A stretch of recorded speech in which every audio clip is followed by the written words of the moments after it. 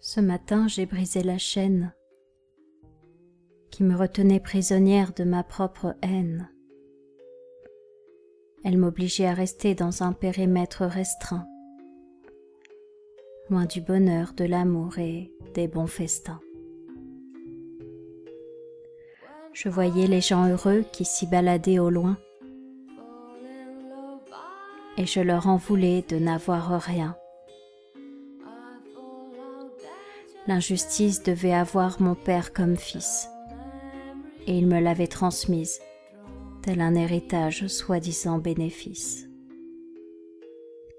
J'avais donc accueilli cette partie de lui, et je m'en étais fait ma meilleure amie. Je pouvais tout lui dire, elle pouvait tout me prédire, les malheurs à répétition, les autosabotages et les autopunitions. C'était tellement bon d'en vouloir aux autres, mais c'est à moi que j'en voulais sans m'en rendre compte. Moi qui subissais ce que les autres avaient décidé, au lieu de décider que j'allais enfin me respecter. J'ai eu du mal à réaliser que j'étais responsable de ce qui m'arrivait, que mon âme avait signé, avant même de s'incarner, que j'avais choisi de vivre ça, même si je n'y croyais pas.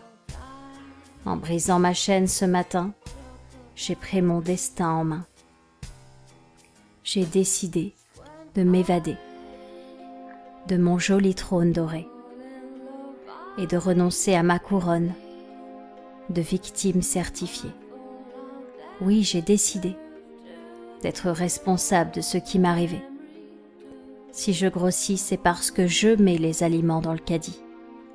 Si je suis à découvert, c'est parce que j'ai dépensé trop pour être dans le verre.